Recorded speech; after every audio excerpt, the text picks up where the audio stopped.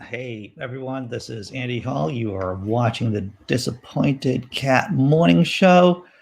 It's kind of like This Week Tonight with John Oliver without the talent or the budget. Let's start off with some laughs before we dive into the news. Holy shit, I want a job so bad, but I know that when I get one, I'll be sad. I like learning who I am without a 9 to 5. It's nice to focus on just being alive, but I need money and human interaction, and capitalism tells me that worth is a transaction. So I guess I'll keep doing these shitty interviews and hiding my anxiety over Zoom, hoping my new job brings joy and doesn't take it away. But until then, I just have to say, And then the song loops back around again. So I found that and I thought, wow, Andy Hall, you need a job too.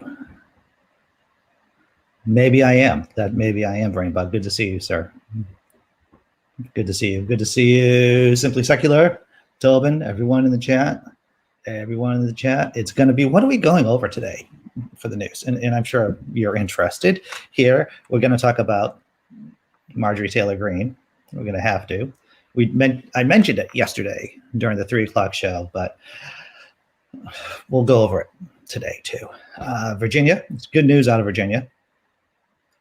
We have Mitch McConnell. Yeah, we're going to have to talk about Mitch McConnell. And Christian Harry Potter and Dog, the Bounty Hunter, has a movie out.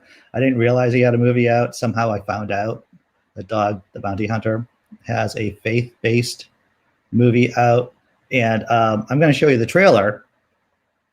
And it's actually as bad as you think it is. It's worse. It's worse. Whatever you think this Dog the Bounty Hunter faith-based movie is, it's worse. It's worse. All right. So let's go to the morning question, right? The morning question. Who here is out of work? I know Brainbug's got a job. He's working. But after the video, right? After the comical video about the woman singing about how she needs a job, but her worth is transactional because is capitalism right there. But I'm wondering who's out of work. I'm out of work, of course, but I plan to go back to work, and I may even be going back to work soon. I don't know. It's a mystery wrapped in enigma, wrapped in a turducken. I think Winston Churchill said that about Russia back in the 30s or 40s. Hello, Willie Ignorant.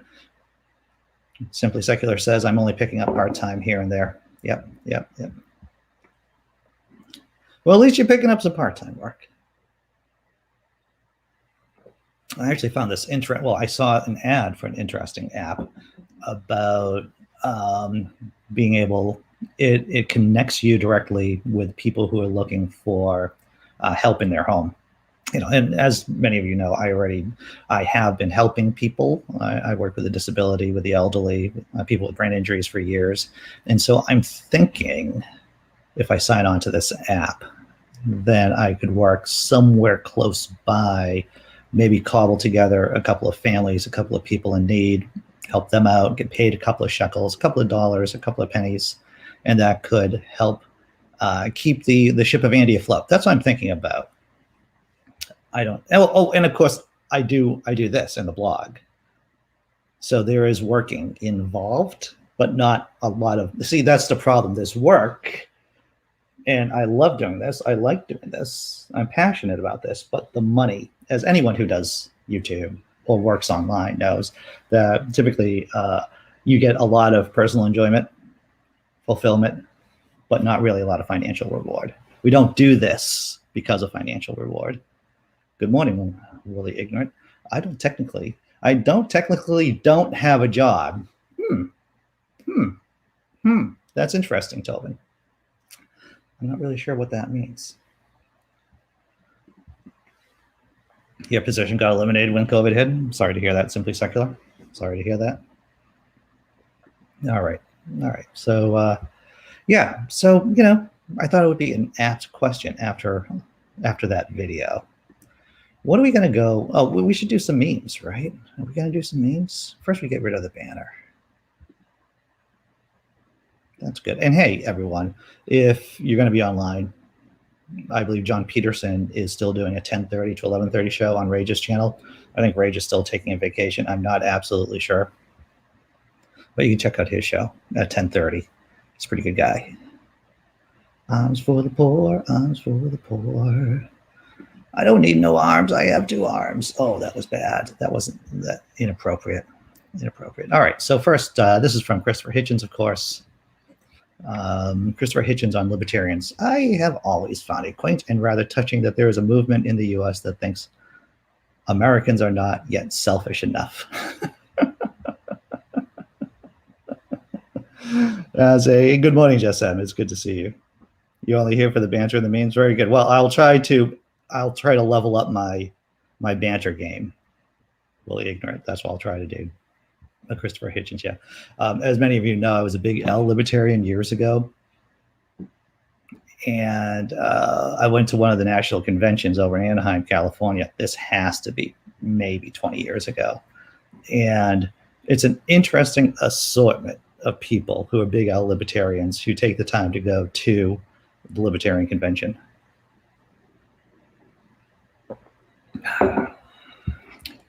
Best part of waking up. Memes.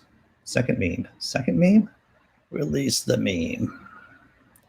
Kids in high school. I don't understand why I have to take biology and basic science classes. It's not like I'm ever going to use that information in my life as adults. Vaccines cause autism and the earth is flat. I'm sure you've seen that bit before, everyone. It floats around the skeptic sphere, the atheist sphere, the smart sphere. What's up, Derek Cruz? Good to see you here. And with a sunshiny smiley face. I love your positivity. I want to try to get some. I'm going to try to get some of that positivity in my heart right now. But yeah, the idea that knowledge just for the sake of knowledge isn't useful is toxic. It's funny how capitalism, right? It puts a low value on education unless it is immediately you can make a transaction from it, right? Or you can get a job from it. But it turns out how capitalism values education is actually toxic to democracy. Who would have thought that? Who would have thought the idea that capitalism only values quote unquote useful knowledge would be toxic and undermine and kill democracy over time? Completely unexpected. Completely unexpected. Oh, first cup of coffee. I'm on my second. This is where the magic happens, by the way. This is where the magic happens. I have my second cup of coffee. All right. This is going to lead us into the story, into our first story about Marjorie Taylor Greene, representative from Georgia. But this meme touches on the story. Trust in science. Excuse me, aren't you the woman who believes in Jewish space lasers? And of course, this comic refers to, and you can see the sign that she held up. She put up outside of her office. There are 2 genders, male and female. Trust the science. Want. Sorry, Marjorie Taylor Greene. You don't understand science. And you obviously don't have a concept about empathy or humanity or compassion. None of those. You seem to lack a knowledge and understanding in any of those things. Yes. Bush the Younger, king of intellectual curiosity. First cup of making up. See, I just did that wrong. Marjorie Taylor Greene. Here's the story in case you missed this yesterday about the newest abomination that came out of this woman's mouth. Here it is. Marjorie Taylor Greene faces backlash after attacking Congresswoman with transgender daughter. All the links are down in the description. This is from USA Today, as you can tell right there. Let's check out the story. Washington Rep. Marjorie Taylor Greene, the freshman congresswoman whose support for QAnon and other extremist conspiracy theories has made her a flashpoint in the House, is facing condemnation again for putting up a sign denying the existence of transgender identities across the hall from another congresswoman who has a transgender child. The Republican from Georgia's back and forth with Representative Marjorie Newman Democrat from Illinois started with Newman's remarks on the House floor about the Equality Act, which passed yesterday in the House. The legislation protecting the civil rights of LGBTQ Americans passed the House on Thursday. That's what I just said. All right. Article. Newman talked about the importance of the Equality Act for transgender individuals, such as their daughter. Greene then posted a tweet denying her daughter's gender identity. Your biological son does not belong to my crap, typical claptrap from evangelicals. It's just another version of the Satanic Panic. It's just another version of the Salem witch trials, this QAnon, this fear about the children and about their poor Christian hearts being endangered by things different from what they're used to. So yeah, basically her tweet was that, you know, people don't belong. Her kid, this other representative's kid, does not belong in her daughter's bathrooms, locker rooms, and sports teams. In response, Newman displayed a transgender pride flag outside her office and posted a video of her putting up, saying she wanted Greene to see it. Newman later told New York Magazine she put the flag up to send a message to a bully. Yeah, that's fair. I'm going to put this flag here so you can see it every day and see about your actions and your hate and your disrespect. So that's all that was meant to do. It was just making a statement, she told the magazine after the incident. Marjorie Taylor Greene, though, decided to put up her own sign in an act of resistance.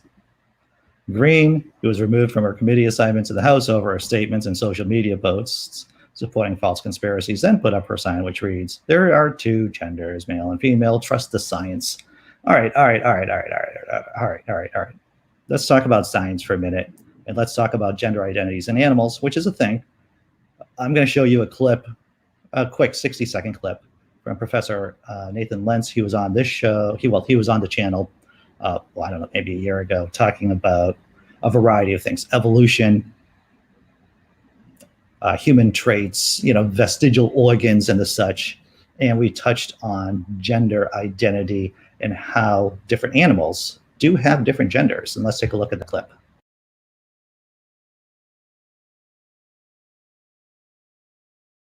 Talk to me about animal genders. If we see gender as behaviors and either lifestyle or behavior, whatever word you want to use, associated with reproductive strategies or reproductive behaviors, and then if we see it that way, then actually animals have genders as well. They don't just have sexes. And what we found was that there's different ways to be a male. There's different ways to be a female. Bluegill, sunfish. So these are like the most common fish in freshwater streams in North America. What you didn't know is that there's three kinds of males, and that look very different.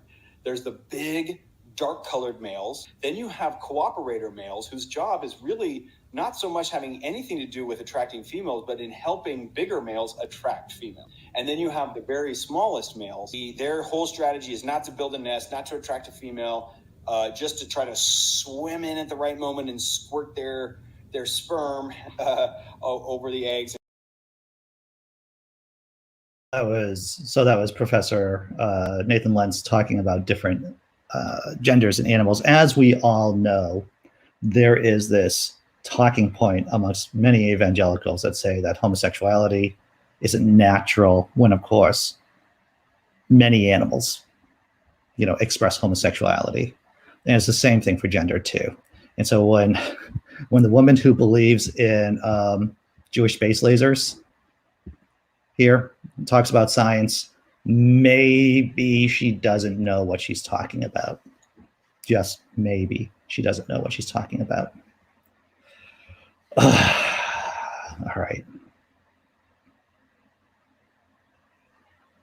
Yeah, actually, Donald, you're right about that. She's from rural Georgia that abuts Alabama. A comedian, and I bring this up every once in a while, Corey Ryan Forrest. He is on the Liberal Rednecks comedy tour, the Well-Read comedy tour, liberal guy. He lives in Chickamauga, which is in Marjorie Taylor Greene's district, and he is not happy with her being his representative. And he's gone online several times expressing his dismay at his fellow Georgians in electing her. So it's good to know that there are liberals in her district, and they are frustrated, if not more frustrated with her than we are, because she actually represents them, supposedly. Oh, that's good. Thank you. Thank you, Brainbug, for putting this. Biologist PZ Myers and transgenderism. I haven't seen that article. I'll take a look at it. Thank you. Hey, Paul. Good to see you, Paul. All right. So what are we doing next? What are we doing? Oh, Dog the Bounty Hunter, right? I don't know. I don't know if you ever saw any of his show. I think it was on A&E or maybe on one of those horrible Discovery channels. Dog the Bounty Hunter. He goes out, he finds criminals, he preaches the good words to them after he apprehends them. He has a team of people. He is quite the character. And it turns out that Dog the Bounty Hunter was in a movie, a faith-based movie last year. I had no idea about it. It's actually streaming on Amazon right now. And I want you to buckle up. I want you to buckle up because this is the trailer for it. And I wanted to share it with you because it's so crazy. It is so crazy that if I explained it to you, you'd be like, Andy, that can't be real. So I'm going to share it with you and then just see what the craziness is because it is crazy. Bum, bum, bum, bum, bum, bum.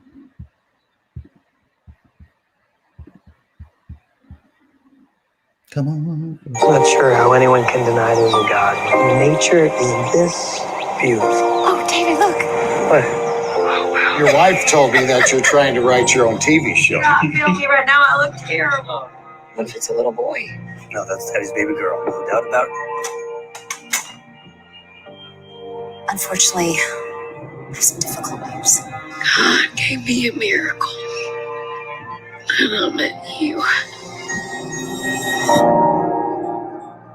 Please, Dave, go on with the show. There he is, folks. Come on, Dave. Dude disappears for 2 years, then makes it harder than rocks to find him to do the hunting show. It was his idea in the first place. Welcome to Buck Fever Addicts. Our show follows 4 bowmen on the hunt for some good old whitetail. Now let's get hunting. God proves he's alive himself. He doesn't need anybody else to do that. Even in the daylight, the woods can be confusing. And nothing in them woods you can't kill with that bow. If I don't find them, I'm going to find out what happened. Very funny, guys. Sure you're okay, man? But you guys hear anything weird out there? You hang around in the darkness long enough, you're bound to make some dark friends. If you really want to share your religious beliefs with someone, maybe try a better tactic. Can't have heaven without hell, brother. Both got to exist. Or neither. Dear God, thank you for my husband. For all of our amazing time that we've Can I get a nurse? Hey, I can't imagine what you've been through. There ain't nothing anybody gonna say that's gonna make it better. I'm gonna miss you. I'll see you again soon.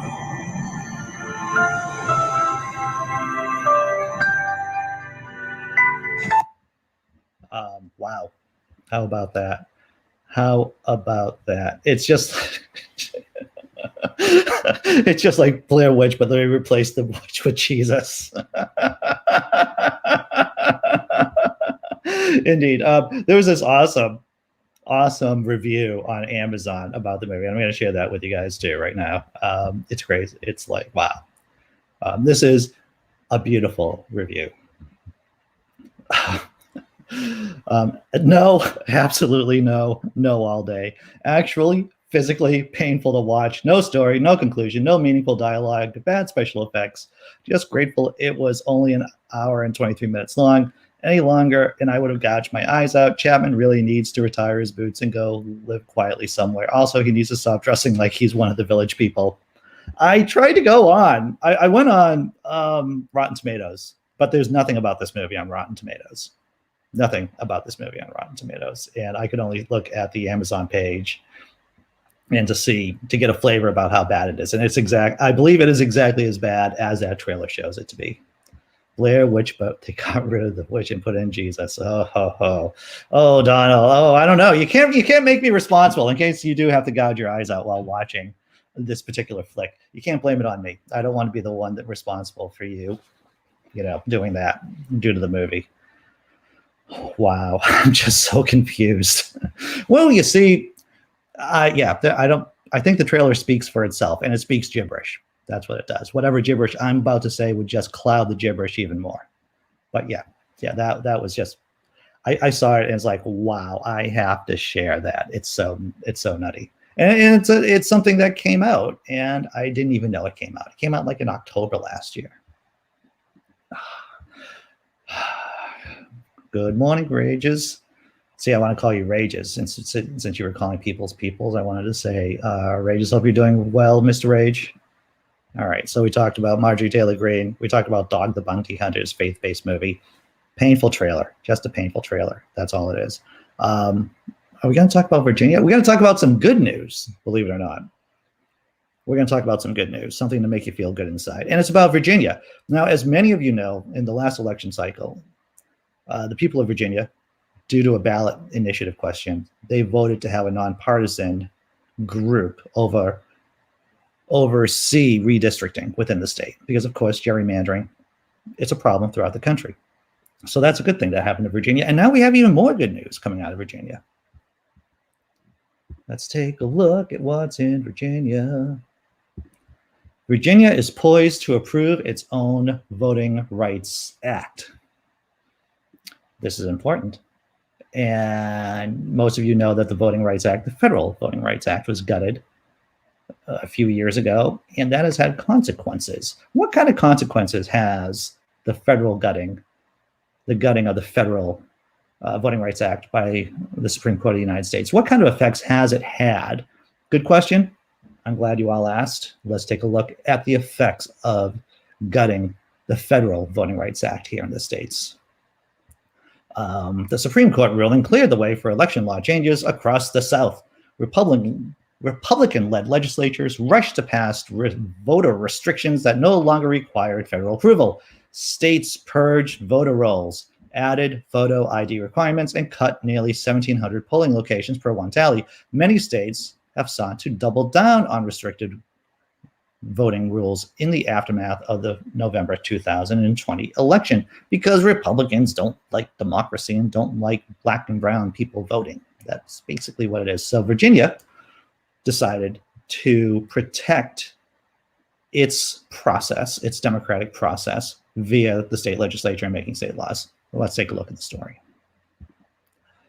Nearly 8 years after the U.S. Supreme Court struck down a key provision of the 1965 Voting Rights Act, Democrats in Virginia are poised to enact state-level legislation they say should boost voter protections. Backers of the Virginia Voting Rights Act say it's the most comprehensive bill of its kind and the first in the South.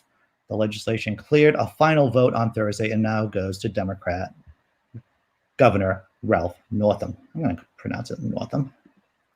Backers of the Voting Rights Act say that it's the most comprehensive bill of its kind, blah, blah, blah, blah, blah.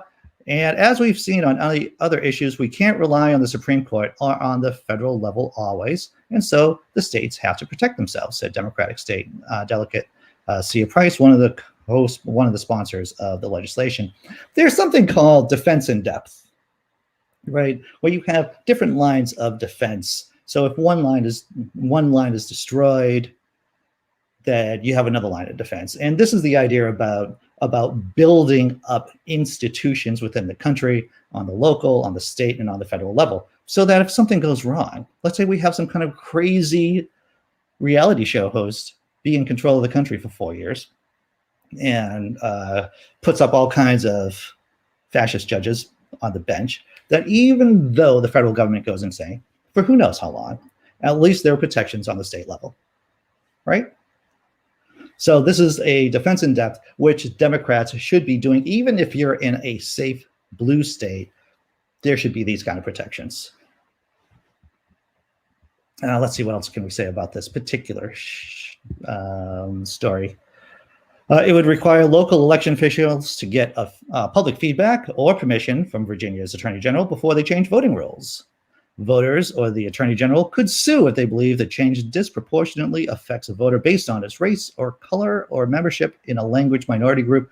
Any proceeds from the legal actions would go towards a voter education fund. The legislation would require election officials to provide voting materials in foreign languages in districts with substantial populations of people whose primary language is not English. It would also prohibit at-large municipal elections if they have an effect of diluting the voting power of racial minorities. There's a lot to say there, but basically it is a positive step forward that Virginia looks like it's going to be passing its own state-level Voting Rights Act. And other states should be, Democrats in other states should be pushing for similar campaigns, for similar laws. Smoky Saint, jeez. You guys. Yeah. Well, yeah. Good morning. Good morning. Blazing. I'm going to say that good morning there. Maybe you do. Maybe it's a very positive morning, very uplifting. Like that. Maybe it's positive. That's why Virginia is for lows. Yeah. Yeah, indeed. Right. Hey, MC Fractal. This guy's awesome. Awesome artwork with fractals. Incredible stuff. Really talented author too.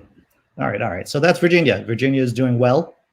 It's on the Democratic track between it having a nonpartisan committee to review redistricting within the state, and then having a state-level Voting Rights Act too. Looks very positive. Things are going well in Virginia. A bit of good news. Is this a halftime show? This could be the halftime show. The time where we take a deep breath, enjoy ourselves, have a small chuckle, have a small laugh, and hey,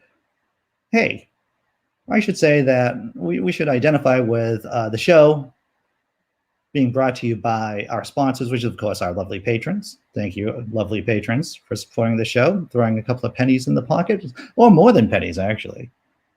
Some dollars, too. And, of course, people who donate via the Super Chat. And, of course, thank you for tolerating the ads, which are on the show. It is much appreciated. I should also say, who's our other sponsor? It's me. I am also a sponsor. And here is one of my products in my store. The link is in the descriptions. And, of course, this is, as for me and my house, we will serve tacos. A spin off that biblical verse, I think, in Joshua. All right, let's go to the funny bit of the halftime show. Hopefully it's a funny bit. We'll find.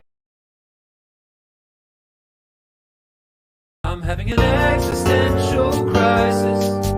Think I'll just stare at the wall. Think about everything I've done and if it was worth doing it all. All right, I found that incredibly humorous.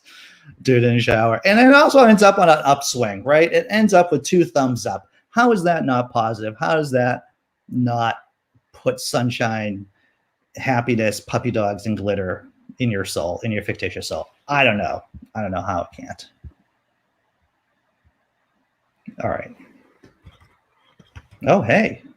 That's good, MC Fractal. The cats gave me their approval to go online this morning. That's good. That's good. Very nice. All right. So what are we going to talk about? Mitch McConnell? I think we're going to talk about Mitch McConnell for a minute. And you probably saw this in the news too, everyone.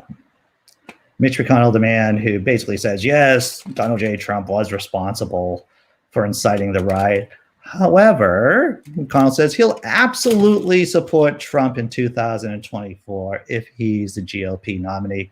It's no surprise that Mitch McConnell, anywhere the wind blows, the morals really don't matter to him.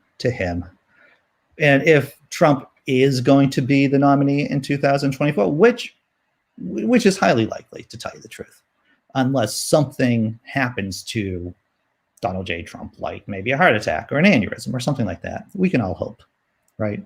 He's more than likely going to be the nominee in 2024.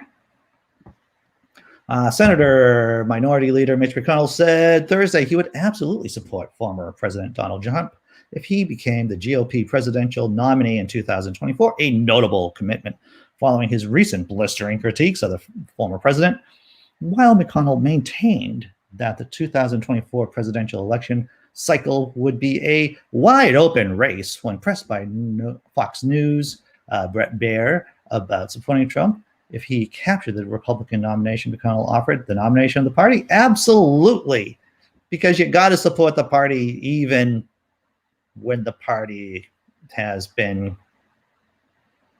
absorbed by fascism, right? Still, McConnell's comments on Thursday underscore the political reality that Trump remains overwhelmingly popular and there's little desire to cast him aside and move on to a new generation of leaders now that he is out of office.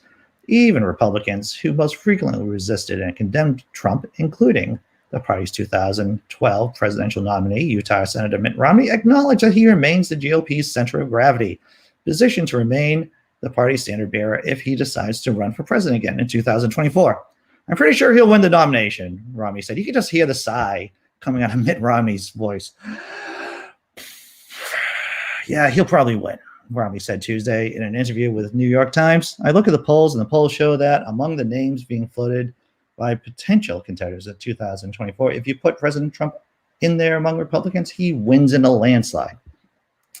So one of two things are going to happen.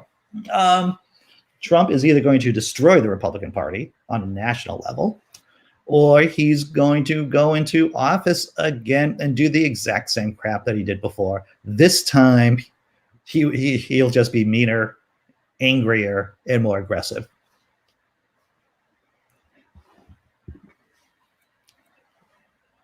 Doesn't rhyme with itch. I hear what you're saying, Blazing. So, who would the Republicans decide not to follow if they became the party's nominee? Attila the Hun, Mussolini. Oh, well, they already have Mussolini, I guess. So whoever becomes the nominee, Mitch McConnell will accept. It doesn't matter who they are. It could be a toaster. It could be a toaster oven from 1973. Mitch McConnell would still support that toaster oven, regardless. It doesn't matter. The party is what matters. Winning is what matters, and that's how the Republicans see it. All right. Let's see what's going on next. Harry Potter Christianity. Is this this is Harry Potter Christianity. Now, this is an old story. I thought I'd share it with you since we had that Dog the Bounty Hunter bit in there about his movie that came out last year. In case you want to remember that evangelical Christianity ruins everything it touches. And let's not forget what it did to Harry Potter. This is from 2014. Harry Potter Rewrite Christian Style is everything that's wrong with Christianity, and written by Progressive on the Progressive Christian channel on Pathos. In case you forget how bad it is, the woman who rewrote this kind of fan fiction, this Christian version of Harry Potter, his name is Grace Ann. The school in her Christian fan fiction version of Harry Potter is Hogwarts School of Prayer and Miracles. And Dumbledore, who J.K. Rowling revealed as gay in this version, is story to Minerva. And then, of course, Dumbledore is actually Reverend Dumbledore. Oh, it's just worse. And what does she say? Does Grace Ann, in this Christianized view version of Harry Potter, what does she do with atheists? How does she depict them? Poorly. Harry, having been somehow shielded his whole life from religion that dominates society, one must assume atheists must have some special skill sets for doing this. Ask Hagrid what a Christian is. Hagrid's response is telling, Christians are people who want to be good. We want to go to heaven after we die. In context, the contrary seems to be true for Grace Ann as well. People who aren't Christians are bad, and they will go to hell, particularly atheists. So if you forgot about this Christian rewrite of Harry Potter, yes, it's probably as horrible as that Dog the Bounty Hunter faith-based movie that we talked about earlier today. Oh, I think we covered all the news that's fit to talk about in only 34 minutes. Oh my fictitious God, Andy Hall, you burned through the news today. Did you burn through the news? I think I burned through the news. That's because I'm so awesome and you guys are so awesome too. Hey, Phil Lister's here. Phil Lister. Hey, how's it going, Phil? Oh, Cujo 2024, Make America Slobber Again. Yeah, the idea of watching Trump, what will be amusing, and it'll get my Schadenfreude up, is whatever Republicans do run up against Trump in 2024, he'll just massacre them like he did back in 2016. And that'll be at least entertaining to watch for the primaries. Surprise Jenga, 3 p.m. today. If everything goes well. So yeah, seeing Trump trash Republicans during the primary in 2024 will be entertaining, and we'll be able to get my Schadenfreude hard on, basically. And I don't even know what it would. Well, I know what it would look like for Trump to go up against Joe Biden, and it wouldn't be pretty. It won't be pretty. So hopefully, either Joe Biden won't be the candidate, or Donald Trump won't be the candidate in 2024. Does Jenga ever go well? Sure, it can go well. It's the enjoyment of your heart, Blazing Wizard Pope. It's about the fun that you have. Wow. 70 mile per hour wind shut down the work this morning. That sounds hard. Master blocker, though that sounds like I'd be kind of a drag at a party when people say he's a master blocker. People would think of that in a totally different way. All right, so let's do the last bit of funny, right? See, that's fast. You can't fake this kind of speed here. The cognitive speed for the jokes and the funny and everything. So let's go to the last video we're going to check out. Let's go to the last video.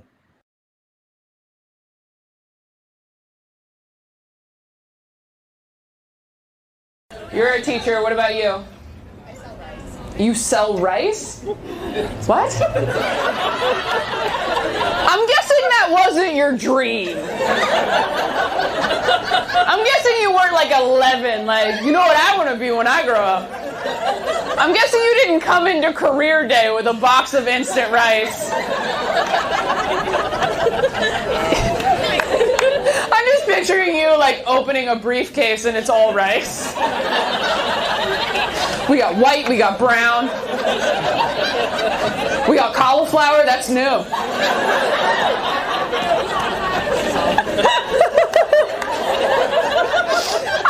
You're so great, but that's the worst job I've ever heard in my life. I like her as a comedian, though whenever I see a comedian, and this is just going to be some comedian beef here, by the way, I've never brought notes up on stage. I've never needed to have my phone on to tell me what time it is. That's some snot stuff. That's just me being snotty. I know Leanne Lord, friend of the show, comedian, humanist extraordinaire. She has also voiced her dislike of having notes, of bringing notes on stage. I think she's only done it once in her career. And she is definitely an don't bring your notes up on stage. If you're a comedian, you should know your material. And in terms of time, you should know how long your bits are too. And to tell you the truth, most comedy clubs, they will shine the light. You'll get the light when you're within a minute of the end of your time. So I don't know. That's me being an elitist. Pasta Mike, we're just talking about my beef with comedians. That's all. And with the last bit. But we covered all kinds of stories this morning. We talked about Marjorie Taylor Greene and about, there's different gender manifestations in animals. We had a nice little video clip there from Professor Nathan Lentz. We talked about Virginia having a Voting Rights Act for that state since the Supreme Court destroyed the Voting Rights Act years ago.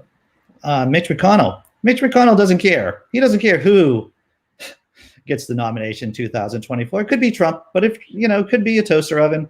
It could be, Ivan the Great. It doesn't matter. He'll support whoever is the candidate, including Donald J. Trump, of course.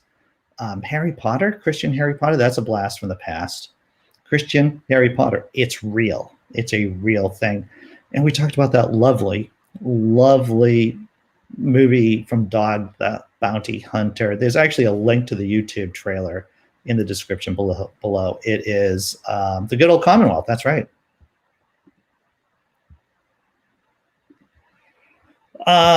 Okay, well, this is fun. When I would go up, I would do something like this, right?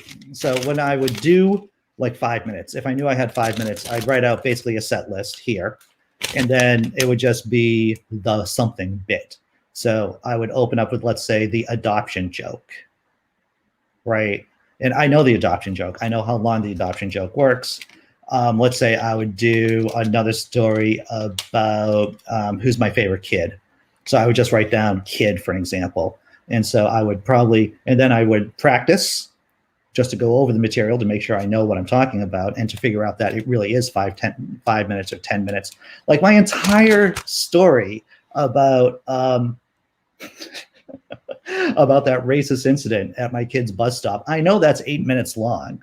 I know it's 8 minutes from soup to nuts. And I know the physical motions and you know this material. Now, if you're just banging around at an open mic, maybe you can bring up a cheat sheet with you. But basically, you should know basically what's in your set list and then work and be able to work and do some crowd work. And you should know what your time is and what the material you're doing. You shouldn't be bringing up notes. In my own, it's funny how I'm much more liberal and open-minded about certain things and about not trying to shoot people. But when it comes down to the nuts and bolts of comedy, it's like, yeah, don't bring your notes up and know what your time is. Oh, tough. You were at the comedy show last night. And you still have them, Icelandic comedian. Yeah, well, the thing is, there's a lot of really talented comedians who do bring up notes, and it's lazy. It's lazy. Do they do good shows? Sure they do. But, I think it's not professional, to tell you the truth. I just don't think so. But that's me. That's me. Well, simply saying, it's interesting. So when I'm doing something like this, if I'm doing like with this, I have obviously the slides and I have some notes here. If I'm doing a more structured video, yeah, I have a teleprompter. I can just use an app on my phone or on my iPad and use a teleprompter, talk to the, let's face it, doing edited videos somewhat easy because you can edit it. It's time consuming. But you have you can have a simple teleprompter. You can do editing, so it would make you look a lot more intelligent than you actually are, and a lot more polished than you actually are. Doing live shows like this, I feel, are more difficult.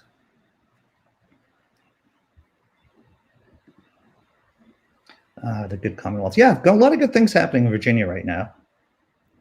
And the thing is, this entire idea about having, just going back to what Pasta Mike was saying about going to the good old Commonwealth of Virginia.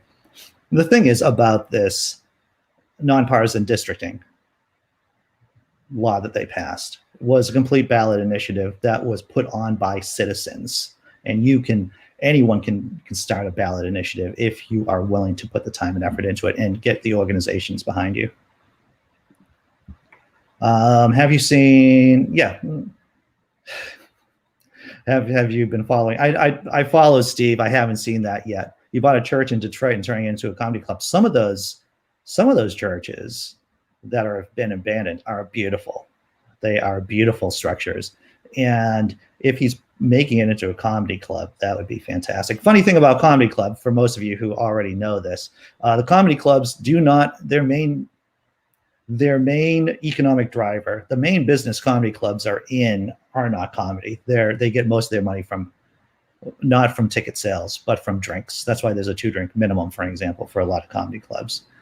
They are in the food and beverage business. Oh, that, by the way, has comedy too. A little interesting side note, just as McDonald's, if you ever saw The Founder, the McDonald's story, McDonald's is actually in the real estate business. Comedy clubs are actually in the food and drink business.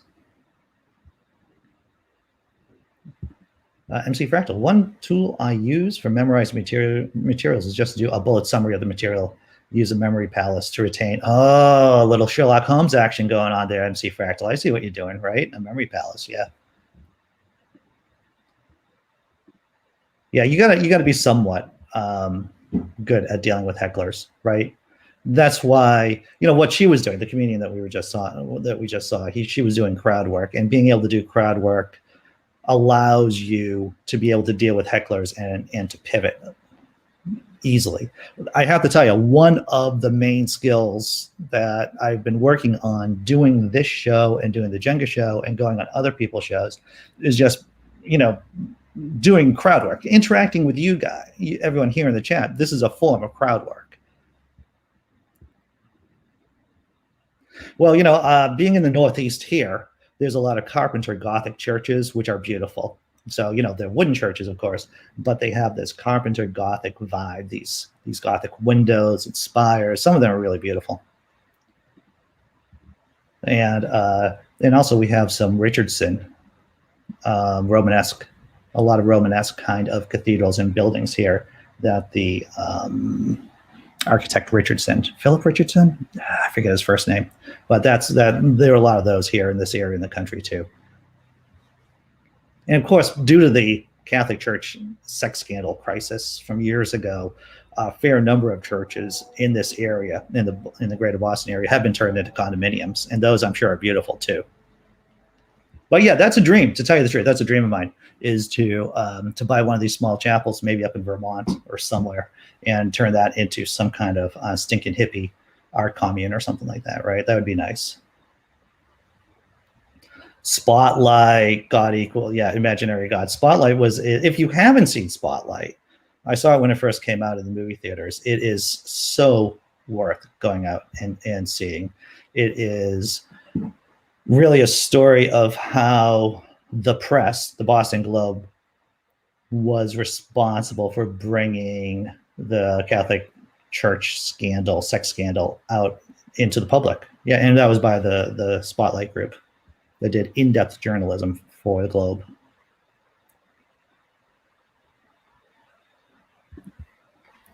I'm from the South, from storefronts, so to church, so comedy club is not too hard. That's good. That's good. Yeah, that's one thing that a lot of people have been missing are the live shows, right? Being able to go see live shows in clubs. There have been a few really innovative comedians who've been doing live shows out in the open. Sam Morrill, who I show videos of, exceptionally intelligent and gifted comedian, did a rooftop show in Manhattan. That's Sam Morrill, Morril, I believe, and he has a full-blown comedy special on YouTube for free, and it's beautifully shot. It's on the rooftops in Manhattan. Maybe in Brooklyn too, I'm not sure, but it's comedians are able to do comedy live without being a COVID risk if it's out in the open. It is possible. So yeah, everyone, I think that's me. I have to get ready. I'm going with my girlfriend. She is getting a new car today, so I'm there to offer to be an impediment to the process. To tell you the truth, more than likely, I'm just going to be an impediment to the process. She's buying a new car today. Being smart about it, buying a used car, right? I'm a big advocate of buying used cars. If you have to have a car, it's the best thing to buy used. It's the best, bang for your buck in terms of money. I'm looking forward to the day of not having to have a car. Fingers crossed at some point. I picture Phil having a comedy show on his boat. Oh, yeah, right about that. Tons of mice. That'd be pretty cool. That'd be pretty cool. So that's me, everyone. I am doing a variety of things over the weekend. I'm on the Free Thought Profit channel on Sunday. We're going to be talking about the Atheist Alliance International fiasco going on. I'm doing Atheist Drinking Out Loud on Saturday at 5 p.m. Eastern. You don't have a car now? Yeah. I would like to not have a car, Phil Lister. I would like to not have a car, but we'll see what happens. I have a car right now, but it's like a 2007 Corolla. So let's see, what else am I doing? Sunday, we're doing the 10:30 p.m. show with Jack Paterko. Don't know who the guest is yet. Might be one of my comedian buddies who might be coming on. And we'll just, talk about whatever's going on. Blazing the Wizard Pope, never owned a car. Very envious of you, sir. Very envious. And yeah, that's it. That's the show, everybody. I'll be back here at 3 p.m. I got to write something funny for the blog, right? I got to do that. And that's my things to do today. Take care. Be strong. This is always fun. This is fun, always fun. And if you're just tuning in now, because I know people come in, people come out, but if you're just tuning in, there's a whole bunch of news and intelligent opinion, if I could be so bold, that you can go over, and some comedy stuff too. Take care, be strong, and maybe I'll see you on Monday, if not over the weekend. Got a bunch of things happening on the channel. Maybe I'll drop a couple of comedy videos too. We'll see what happens. Once again, be strong.